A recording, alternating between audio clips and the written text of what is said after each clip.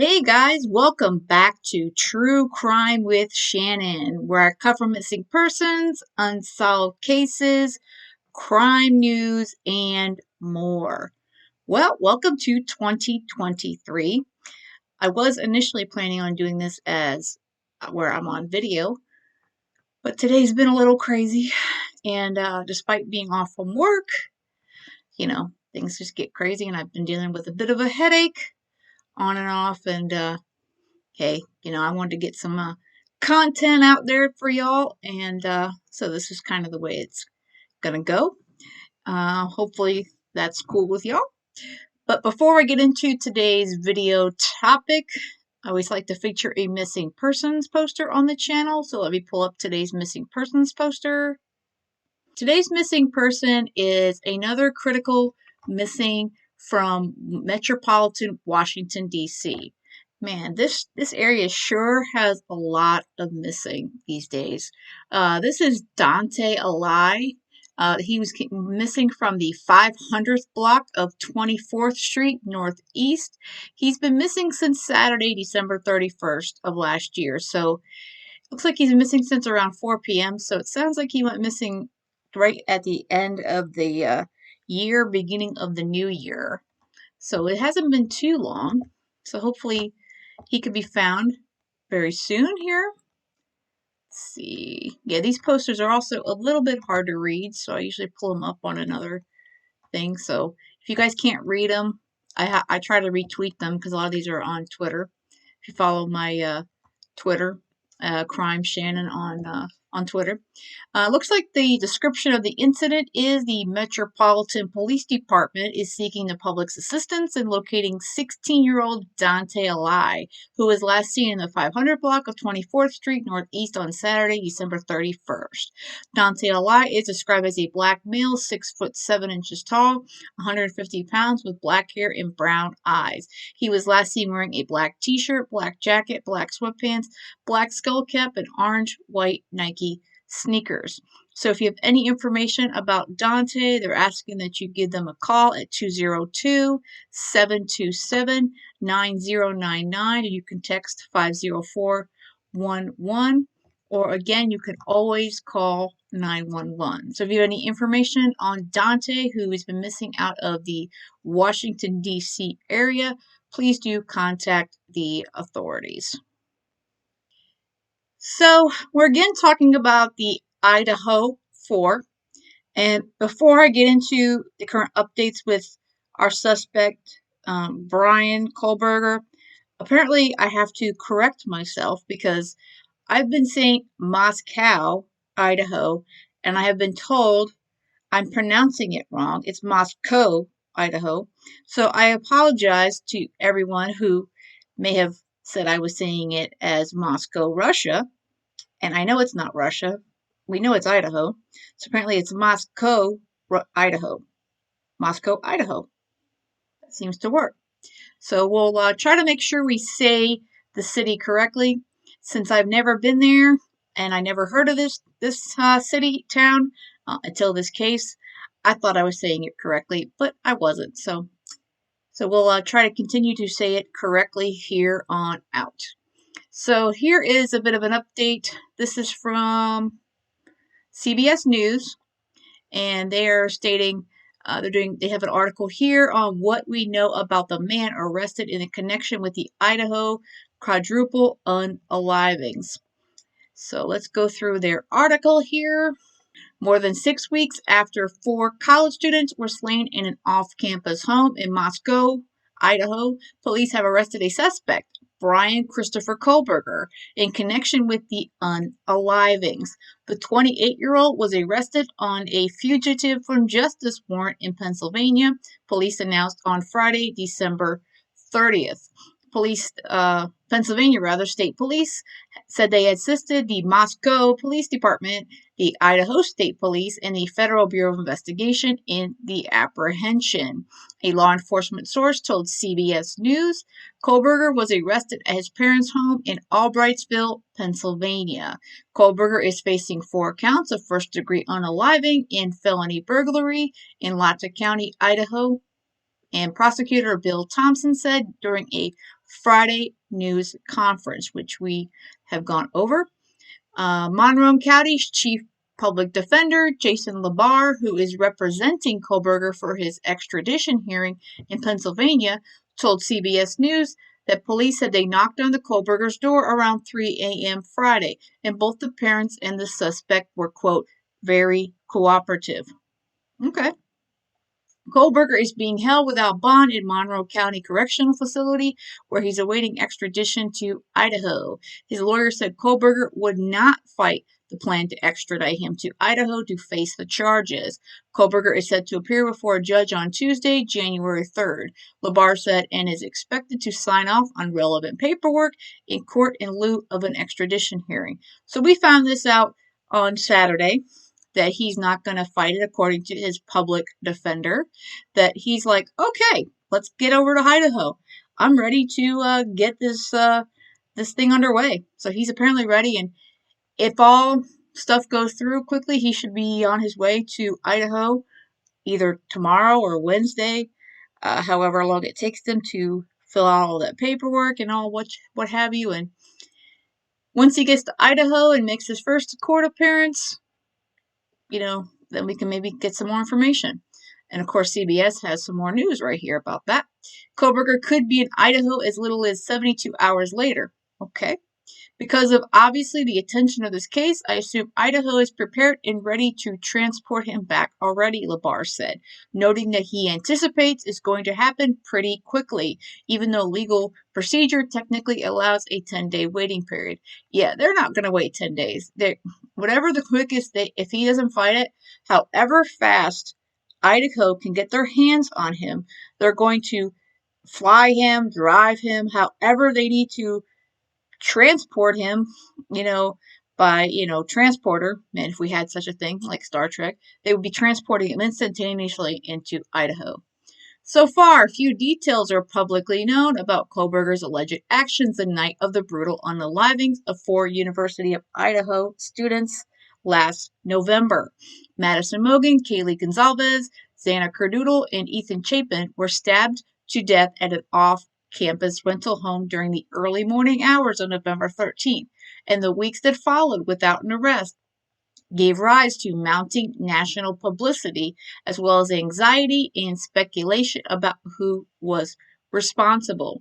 Idaho authorities said Friday that state law limits how much information they can currently release about aspects of the quadruple unaliving investigation that led them to Kohlberger, and the probable cause statement will remain sealed until the suspect appears in an Idaho court. So if it takes 48, 72 hours, hopefully by Friday. We'll have to keep our fingers and toes crossed that by the end of the week, he'll make his appearance in Idaho. Because as soon as they can get him into Idaho, they're going to throw him in front of a judge so they can get the ball rolling on everything they need to do. So hopefully, maybe by the end of the week, we will have that probable cause affidavit revealed.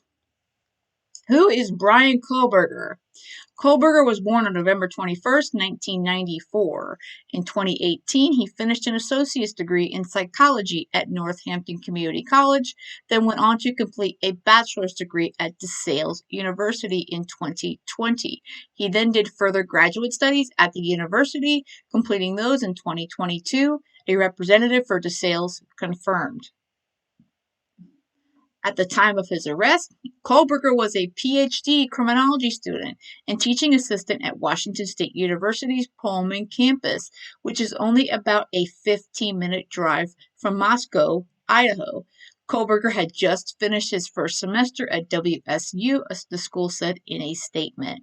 In a separate statement released the following day, WSU's Department of Criminal Justice and Criminology said it was, quote, relieved that justice will be carried out. I'm sure they're pleased that a student of theirs is accused of all this horrific crime. The Department of Criminal Justice and Criminology at Washington State University is aggrieved by the alleged horrendous acts of one of its graduate students, read the December 31st statement, which was posted to the department's homepage on the university website. We are relieved that justice will be carried out. Our hearts are with the victims' families. Moscow Police Chief James Fry confirmed in a press conference that Kohlberger lived in Washington state, and the college said that university police assisted Idaho law enforcement officials in executing a search warrant at Kohlberger's on-campus apartment and office on Friday. On behalf of the WSU Pullman community, I want to offer my sincere thanks to all of the law enforcement agencies that have been working tirelessly to solve this crime, said Elizabeth Chilton, chancellor of the WSU Pullman campus and WSU provost. This horrendous act has shaken everyone in the Paul House region. A fellow graduate student in the Criminology and Criminal Justice Department at WSU told the Associated Press that the news of Kohlberger's arrest was, quote, pretty out of left field. Ben Roberts said he took several courses with Kohlberger after the two started the program together in August. Kohlberger, quote, was always looking for a way to fit in, Roberts told the AP. Roberts said Kohlberger would, quote, find the most complicated way to explain something.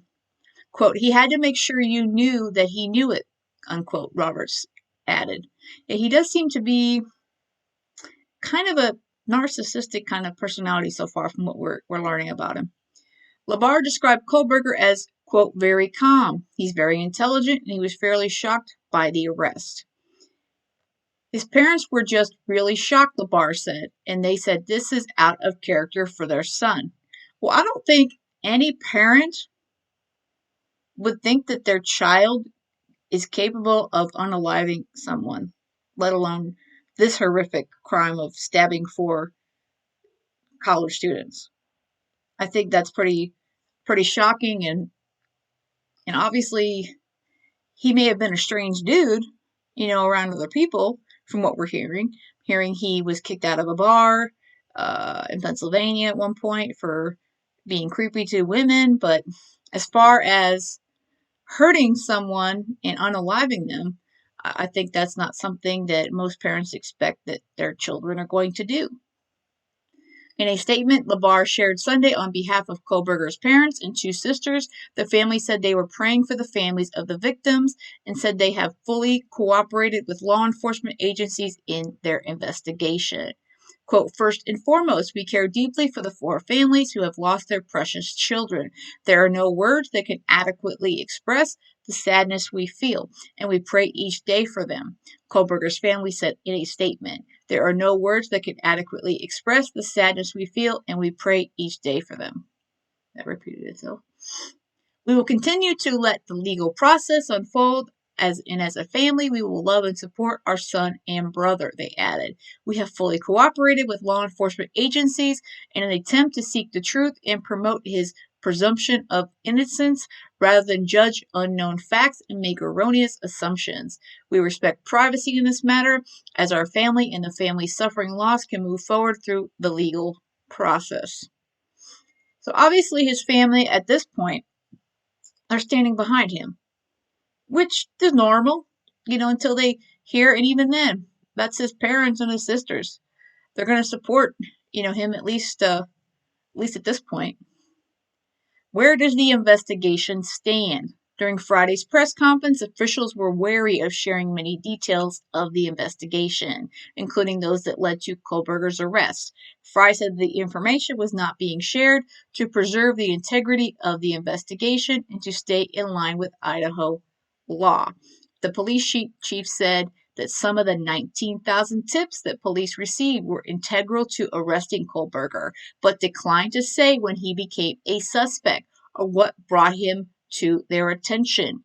Law enforcement sources told CBS News that forensic analysts allegedly linked Kohlberger to the crime scene in Idaho. Those sources told NBC News that FBI agents had conducted surveillance operations on Kohlberger in Pennsylvania, tracking his movements on the days before he was taken into custody. Fry said that it was a fairly sleepless couple of days leading up to Kohlberger's arrest. I have faith in these agencies across the nation. I have faith in our officers. I have faith in the FBI, and they did a great job, Fry said.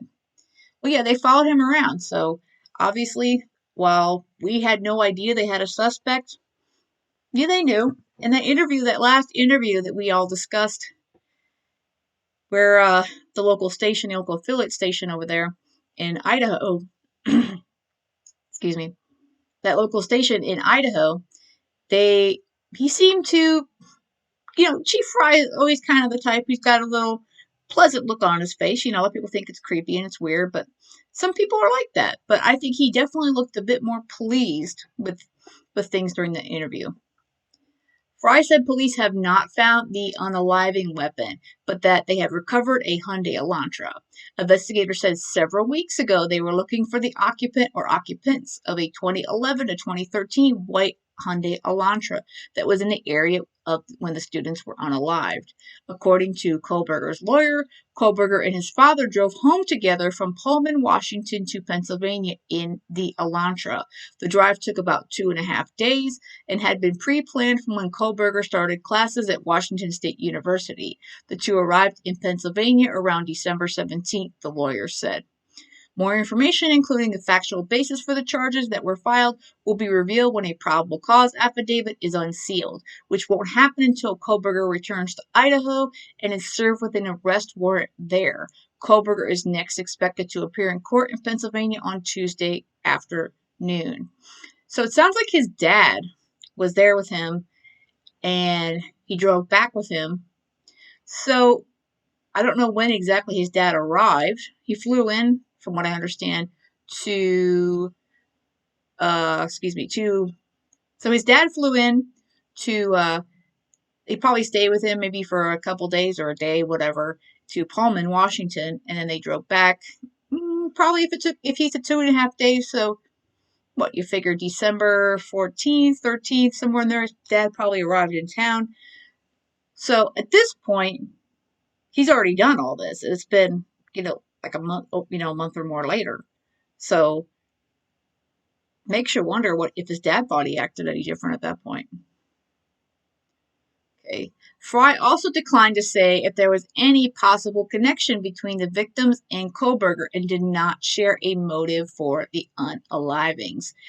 Quote, these unalivings have shaken our community and no arrest will ever bring back these young students. However, we do believe justice will be found through the criminal process, Fry said. Yeah, I am so anxious for the motive. I think there's a connection to these students or one or more of them, and I'm just super anxious, and it's been brought up. I don't know if it's that restaurant that two of the girls worked at, the Mad Greek, but he's such an anal vegan, from what we understand from his aunt. I don't know. Did he actually eat out anywhere, or did he cook all the time on his own? It makes you wonder because he doesn't necessarily seem like the type who would be okay with shared, devices like shared pots and pans in a kitchen, whatever. Because they if they're cooking regular food at this restaurant and then they're cooking vegan and vegetarian fare, they're going to be using the same pots and pans. And his aunt has mentioned that he didn't like that to be done. So maybe it wasn't the Mad Greek where he met the girls. And I'm still wondering about the party situation. Did he meet them at a party at their home? And like we all know, it was a party house, and according to past tenants, it's always kind of a party house. That area, obviously, it's in the Greek Row area, and maybe he met them there at a party, and that's how he got to know the layout of the house. And also, maybe he looked it up. Maybe he looked up the plans for the home, and he looked things up on, I don't know, Zillow and all that previous sort of stuff to get the information, because a lot of creators and social media folks were able to gather all this information, by the time I grabbed it up, because I got into covering this a little bit later. So definitely it was available online, the, layouts of the house and a lot of photos. So as far as that's concerned, he could have pulled them up off the internet on a search. Because you definitely that home on King Road is not a normal layout at all. So I find it hard to believe that he would know where to go at all. So I mean, I think he knew the house. I believe in somehow, some way, he knew the house that these girls lived in, and I'm thinking he had been there at least once. Something tells me he's been there once, but of course that's just my thinking. And y'all need to let me know what you think in the comments. Do you think he had been to the King Road house? He went to a party? Or do you think he just looked it up online? Yeah, what do you think? Do you think, he just went in there? And folks are also thinking that it's possible that the supposed, we have to say supposed, because the police never found evidence, but maybe they will now, that he stalked Kaylee. Maybe he stalked Kaylee or one of the other girls. So that's still another possibility in the air, that this guy stalked one or more of the girls, and that's how he found out where they lived. And somehow he knew the house from there. He went to a party. He broke in before when nobody was home. But I find it hard to believe that he had never been in that home. I just think he's been in there and he knew it in some way. That's my gut feeling on that.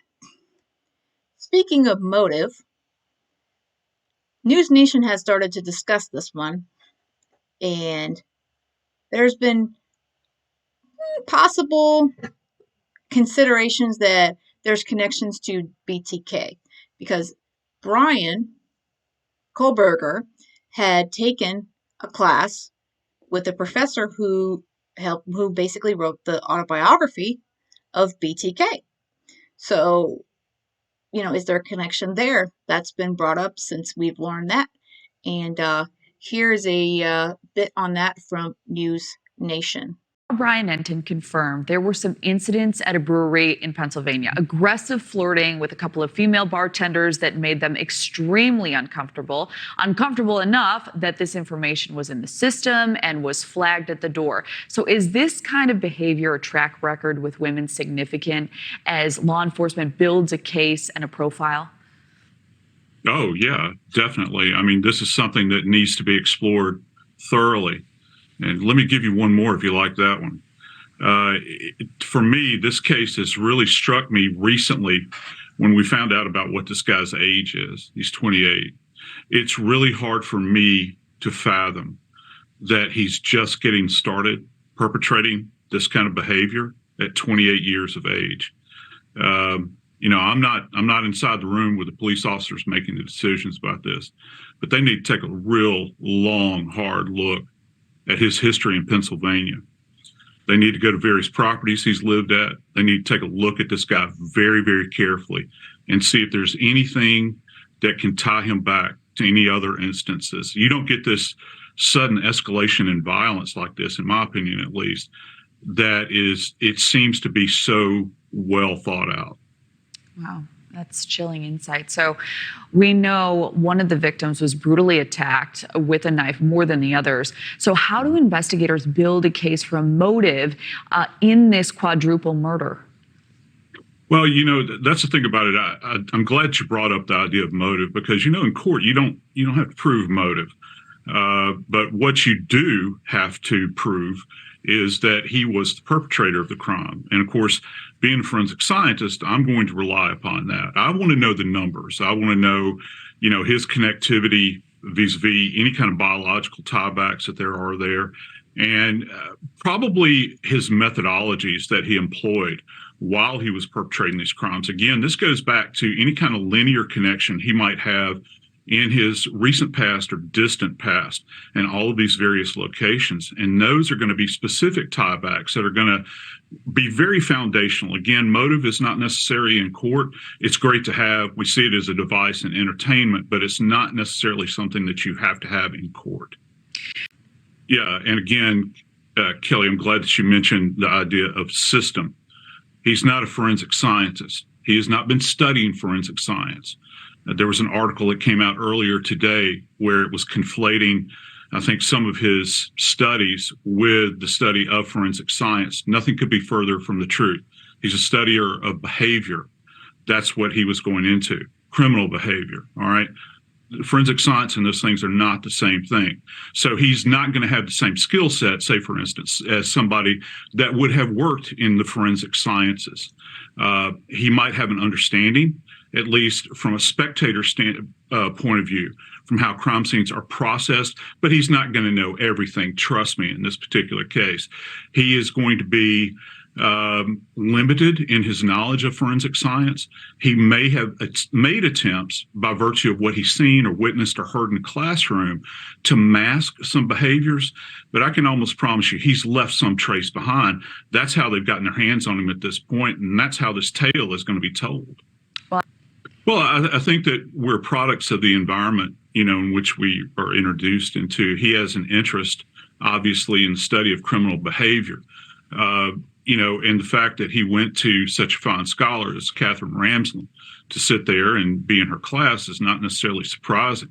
Again, you can't, not you, but just in general, you can't conflate, his worldview with those of us that study behavior and criminal behavior and also forensic sciences.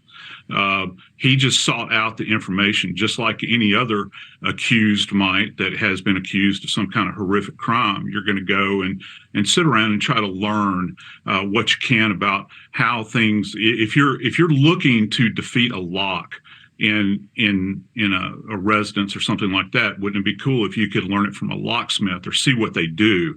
It's essentially the same thing, but in very broad terms, he's in a scholarly environment. He's not in an applied environment where he is learning from point A to point B to Z about how the process necessarily works. It's a very broad banded kind of environment that he's in. So the fact that he went there, he's a Pennsylvania resident, it's not too far away, is kind of interesting. I think what's more interesting to me at this point is why Washington State? Fine school, but why did he choose to travel all the way across the country? Was there someone else's feet he was seeking to sit at to learn more out there? Why so far away from Pennsylvania? There are a number of fine schools up in the area where he comes from, where he could have gotten the same education. I'm just wondering why he chose to go to Washington State. And, I think that the police are exploring a lot of that.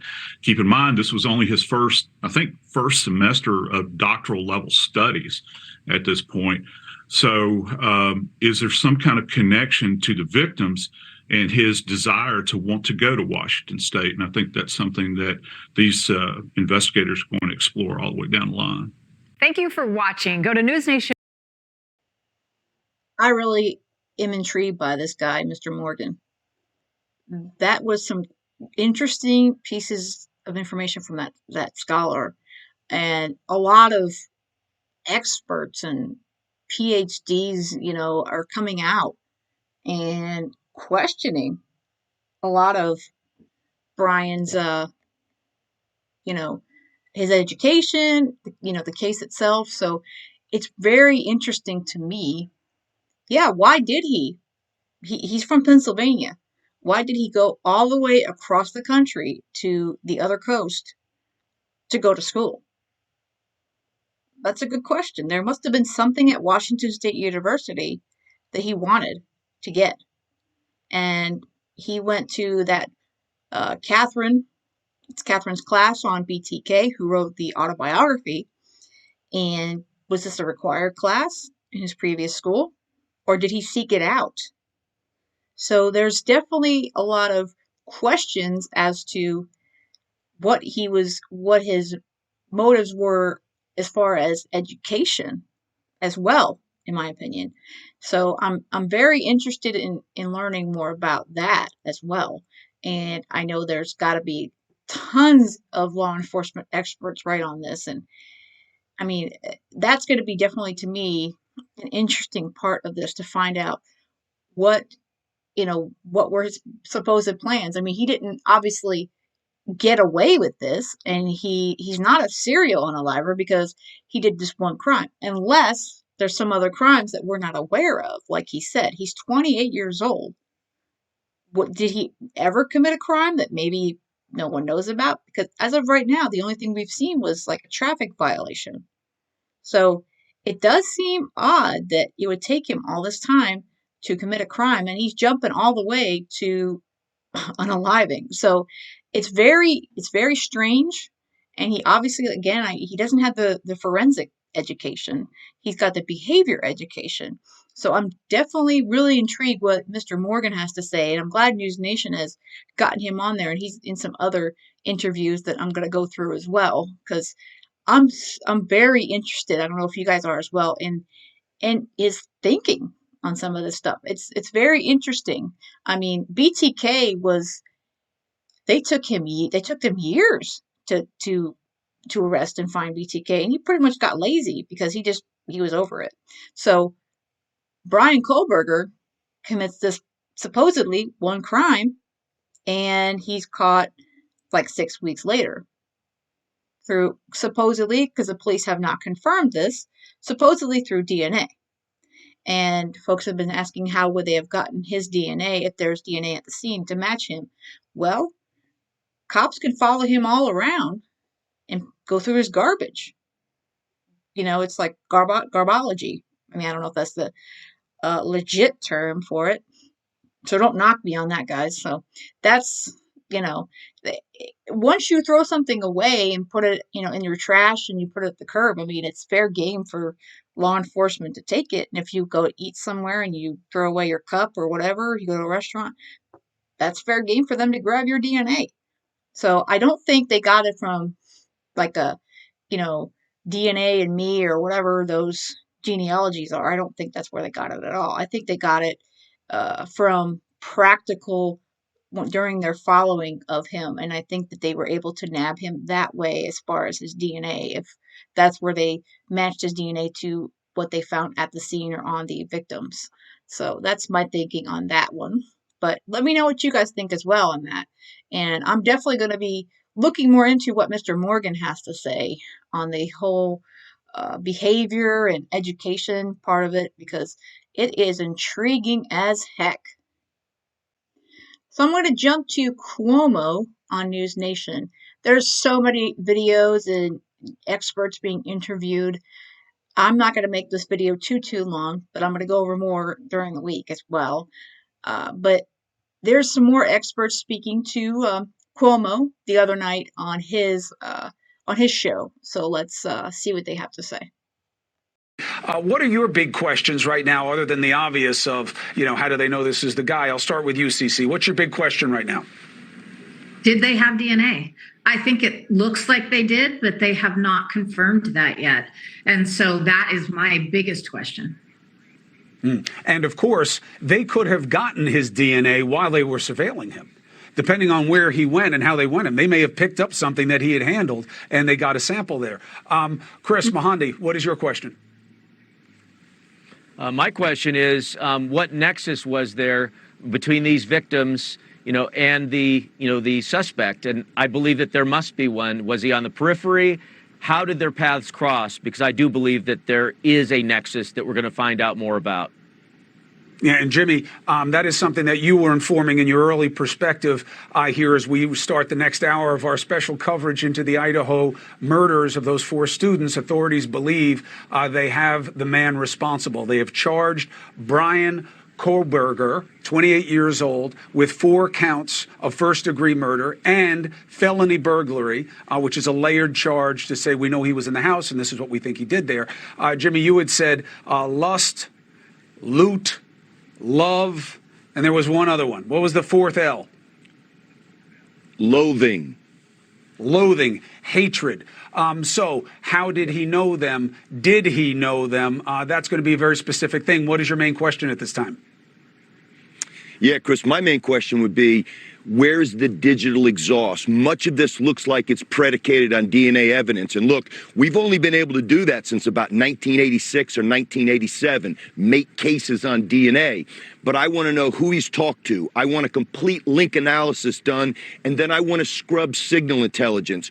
Everything today is digital exhaust, Chris. Cell phones, going through it, using your Easy Pass, license plate readers. I want to see all that. I think that's going to be laid out here pretty quickly by the police. This is not Law and Order. It's always about the compendium of analysis. It's rarely just about that one fatal flaw. But here's one thing we know now as we go to Dusty in the control room. This murder scene tells us a story also.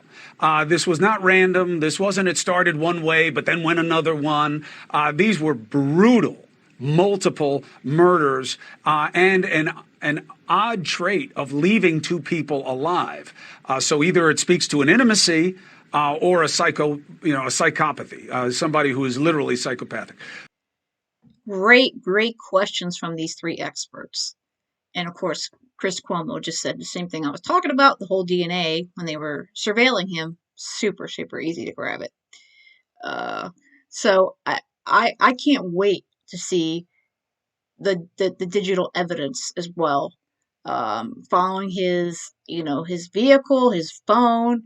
I mean, there's just so much information that they either have already or they're going to have. And it's not like Law and Order or CSI. I mean, this is not something that takes an hour and the case is solved. I mean, this is a big case and it's going to take some time to go through all of this stuff. And of note, I know they got over 400 tips, and I'm sure it's higher as I record this today. 3 days later, over 400 tips. As soon as Bryan Kohberger was announced the suspect in the brutal unalivings of these four people, four college students. So I can't wait to see what the Idaho State Police, the Moscow Police, FBI, I can't wait to see what these experts find out about Bryan's his movement, what the connections are. I mean, there's just, like I said, you find the suspect, which is awesome. I mean, supposedly you have the guy. Okay, it's still odd that he said, "Did you have any other? Have you arrested anybody else?" That I still wonder if either that's legitimate or he just decided to throw a red herring out there. But what made him do this to these four people, and why did he leave the other two roommates alone? So I just feel like there's more questions as soon as you get the suspect than there is before. So there's a lot of work to be done, and man, does law enforcement have their work cut out for them. And I applaud again the work that they've done so far, and I know they're going to do amazing on getting all this evidence. I mean, you have obviously DNA and what have you, but the digital evidence, videos. I mean, there's so much more that they can get now that they have their man in custody. I mean, it's like they've gone through his apartment in Pullman. They've gone through his office at WSU. I mean, and they're going to talk to as many people as possible. And I'm hearing a lot of his professors are not really willing to talk because they're stating they could be witnesses. And they may not be witnesses, but they may, the police and FBI and what have you may be asking them to hold back, or at least they're being hesitant to speak until they speak to law enforcement and they're able to get their information. And they News Nation spoke with some of the folks that lived in the apartment complex with Bryan Kohberger. And one of them said he would go out for evening runs with him. Apparently, he would run 8 miles at a time. Now, I'm a runner, but I don't run 8 miles at a time. So he would go out pretty much daily, according to this roommate. Well, not roommate, rather, excuse me. According to a fellow tenant of the apartment complex that he lived in Pullman. And they would go out and run all this miles. And I run 3 times a week, and I run 3-4 miles, a couple times a week, and then I run 6 or more on a weekend. But some people do run a lot, but I find it hard to believe that he would run 8 at a time. But that may have just been his thing, to get out his adrenaline but and there's there's a lot of questions, and I'm looking forward to hearing from like I said, his professors and all these experts on more about Bryan, and curious if he decides to talk more when he gets to Idaho. So what do you guys think? Do you think he's going to just let his attorneys talk for him this week or in the coming weeks? Or do you think he might talk once he gets into the state of Idaho? I don't know. I think hopefully, again, like I said, hopefully by Friday, fingers crossed and all that, we'll be able to have him make his appearance in court so that we can get that probable cause affidavit released. I'm just curious how they got him. And yeah, we're not going to learn everything. Probable cause affidavit is just enough. It's supposed to be just enough to make the arrest. That's the bottom line on a probable cause affidavit. So we're not going to see all their cards in that one. So, I mean, they're going to have a lot more going on behind the scenes. And of course, they're going to be accumulating more and more as the investigation continues into Bryan Kohberger. But all right, you guys, I just wanted to throw this one out there. Like I said, there's so much information right now since Friday when we all heard the name Bryan Kohberger. It's amazing to me. It's like this weekend, there's just so much thrown out there. And it's like I said, I'm going to be doing more videos on the Idaho. It's hard to look away. It's like a tragedy and it's a horrific situation. It's like driving down the road in your car and you see a horrific car wreck and you just can't look away. You have to see it. So it's something that we're going to be following for a while. And the bottom line is we're curious what he did, why he did it, and getting justice for these 4 young folks whose lives were taken as they were pretty much just beginning their adult lives. So, all right, you guys, I hope you guys have a great rest of the day. And most of all, stay safe.